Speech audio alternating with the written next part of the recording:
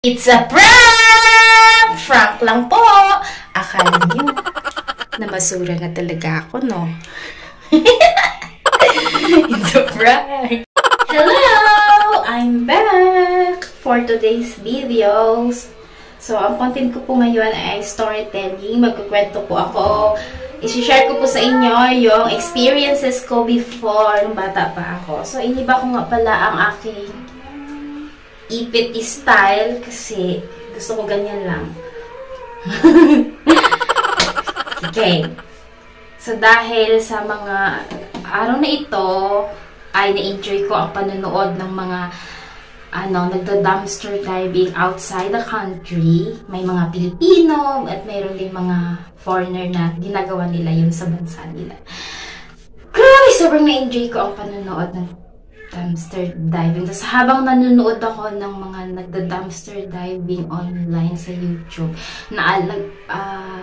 nag-flashback sa memory ko yung experiences ko before nung bata pa ako. Oh. Sino yan? Ako lang yun! Ako lang yun yung may experience na gano'n. Kaya wala kayong experience na gano'n, ha? Naalala ko when I was grade 3, my parents, parang yun yata yung isa sa mga pagsubok na dumating sa pamilya namin. Our parents, muntik nang maghiwalay. So, noong time na yun, kami ay transfer sa Puerto Princesa, dyan po sa Santa Lourdes, ng aming nanay. So, ako ay nag-aral ng grade 3 that time kasi nga, nag-away ang aming mga parents, so dahil silang giwalay. Kaya dinala kami, ang nanay ko kasi ay taga Santa Lourdes, so dinala niya kami sa Santa Lourdes at doon ako pinag-aral ng grade 3. At ang ate ko ay nag-aaral ng high school ng mga panahon na yun. I think first year high school siya ng mga panahon na yun. And then, so, hindi namin nakikita araw-araw, linggo-linggo ang tatay namin mga panahon na yun kasi hindi sila okay ng nanay ko. Pero, nung mga panahon na yun, nung time na yun, talaga wala lang. Kasi may mga pinsan kami dyan sa Santa Lourdes na noon pa, ng mga panahon na yun, mga taon na yun, parang inaalaw pa sila na maggawin yung dumpster diving sa dump site kung saan tinatapon yung mga garbages na nakukuha around Puerto Princesa City, Palawan. But now, talagang restricted na siya, bawal na siya, kaya wala nang nakakakuha ng mga garbages doon, wala nang nakakapag-dumpster. Yun ang alam ko. Pero nung grade 3 ako, isa yun sa mga unforgettable memories ko na hanggang ngayon ay nilulook back ko yung experiences na yun. Nagsasama ako sa tiyahin ko noon kapag nagda-dumpster sila. Pero suddenly pala, wala na yung tiyahin ko. Siya yung kasama-kasama namin dati doon sa dumpster dahil nag-aano kami. Tapos, ang ginagawa namin dati ng ate ko habang nangunguha kami ng mga kalakal ay binibenta namin. Nung buhay pa yung brother ko, siya rin yung isa sa sandalan namin dati na iniipon niya yung mga nakalakal namin. Tapos tinutulungan na kami na ibenta yun. Tapos binabayaran yun. Pag nabayaran yun yung mga alumino, mga lata, mga kung ano-ano pang nadadampot namin, binabayaran yun. Yun ang baon namin sa buong isang linggo. Kasi wala kaming budget na baon. Walang padala. At tatay namin.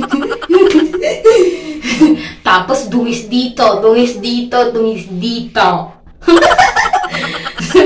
Habang pinapanood ko ang dumpster diving sa labas ng bansa, kanina na-realize ko na I am so poor pala. I am so poor. Sobrang mahirap pala ako. Kasi, ano bang ito-dumpster diving ko dito sa bansa natin? Ito? Oh no. Nakakaloko. Kaya minsan pag naglalakad ako dyan, lalabas ako, pupunta ako ng ganito, ng ganyan, makikita ako around the road yung mga nakakaawa na mga, ano mo yun, mga pulubi, wala silang tirahan, tapos naglilipas. Yesterday, nagsimba kami ng pamangkin ko. Nagsimba kami, tapos after namin mag-church, pinabaunan siya ng mama niya ng coins sa packet niya. Parang 20 pesos yata yun. Tapos mayroon kaming 150 pesos na baon pabaon sa amin ng mami niya. Pamasahin namin. Tapos baon niya, pambili ko ng burger niya. Kasi yun talaga yung food niya, breakfast niya. Tapos lunch na kayo makawi. So pagbaba namin ng jeep, may nakita kaming burger store. Nagbili kami ng burger. Binilihan ko siya ng burger. Tapos binilihan ko siya ng juice kasi gutom na siya. Iniiyakan niya na ako. So, pinakain ko siya doon. Habang pinapakain ko siya doon, may lumapit sa amin na isang ale na dungis-dungis. Tapos may karatola siya dito na dala-dala. Nakalagay doon. Gutom na po ako. Bigyan niyo po kami. Pahingi po na pambili ng pagkain. Tapos yung ale na yun, nagsasalita siya. Sabi niya wala daw siyang pambili, wala daw siyang trabaho, wala daw siyang, may mga anak pa daw siya na pinapaaral, umaasa daw sa kanya, ganun-ganun. Tapos nakita ko yung 5 years old kong pamangkin. Hindi ko siya tinuruan ha. Hindi ko siya tinuruan. Kusa na siya. Napansin ko, habang kinakausap ko yung ali na yun, tinatanong-tanong ko siya kung taga saan siya. Sinabi na hindi siya taga Manila, hindi siya taga dito, pero napadpad sila dito kasi nga naliligo sila. Kasi nga wala daw sila, wala siyang mapasok ang trabaho kasi hindi daw siya nakapag-aral, ganyan. Tapos sinabi ko sa kanya na sinubukan niyo na po bang lumapit sa DSWD, sa barangay, mayroon po tayong mga na pwedeng makatulong po sa mga kagaya nyo. Hindi nyo po kailangang mamalimos. May pera po ang gobyerno, matutulungan po tayo. Pero sinabi niya na ito lang yung nakikita kong paraan ngayon. Na sa bagay, mahirap talaga din ang kalagayan nila, no? Hindi natin din madajudge yung mga ganong klaseng tao. Tapos, nakita ko yung pamangkin ko, dinukot niya yung coins niya sa shorts niya. Inabot niya doon sa ale. Yung lahat ng coins na natira sa bulsa niya, binigay niya doon sa ale. Tapos nakita ko yung ginawa ng pamangkin ko. Inalog-alog ko rin yung wallet ko. Wala na rin akong pera. Pero may nakita akong coins. Hindi, syempre may pera pa din ako sa wallet ko. Pero yung pera na yun is enough na lang yun para sa sarili ko. Kulang pa nga eh. Tapos may coins ako na nakalagay doon sa pocket ko, parang mga 15 pesos. Idinagdag ko yun doon sa ibinigay ng pamangkin ko. Di ba? So, yun. Yun yung, kaya, isa talaga sa nalulungkot ako kasi ang hirap pala talaga ng bansang Pilipinas. Pero, yun yung nararamdaman ko bilang isang mahirap na mamamayan ng bansa. Pero hindi ko din alam kung the same thing din ba yung nararamdaman ng mga taong nakakaginawa sa buhay. I think hindi, di ba? Nalulungkot ako kasi marami talaga kung sino yung mga nakapunta dito sa Manila. Marami kayong mga makikita na mga nanlilimos lang talaga, ganyan. Tapos one time, after New Year, naglakad-lakad kami. Tapos may nakita akong isang bata na babae na nasa gilid halos ng kalsada. Namamalimos. Pwede siyang mabangga anytime dahil marami mga sasakyan. Tapos sinabihan ko siya na magpatabi siya kasi baka mahagip siya ng mga sasakyan. Sabi ng ate ko, sanay daw sa traffic yung mga bata na yun kasi yun talaga yung hanap buhay nila araw-araw. Yan, nakakalungkot lang. Pero, balik po tayo doon sa kwento ko, sa experience ko dati. Ngayon, pinatawanan ko na yung experience na yun kasi hindi ko ma-imagine na na-experience ko siya sa buhay ko one time. At naging part yun, yung pag-dumpster namin noon nung grade 3 ako. Bata pa talaga ako noon. Nakalimutan ko na kung ilang taon ako noon. Basta grade 3 ako. Naging bahagi siya ng journey ko para makagraduate ako ng elementary. So, marami ako yun yung isa sa bahagi ng buhay ko na gusto kong i-share sa inyo. At later on in life, siguro baka ma-proud pa akong magkwento tungkol sa buhay ko, di ba? Pero, ngayon, yun lang muna yung gusto kong i-share, yung experience ko na yun. Ginagawa namin. Pag may padating na truck dati, paunahan kami. Tatakbo kami, paunahan kami doon sa mga nagtutumpok na mga na itatapon ng truck na basura kasi may mga pagkain, mga snacks na malapit nang mag-expire. Yung iba expire na talaga.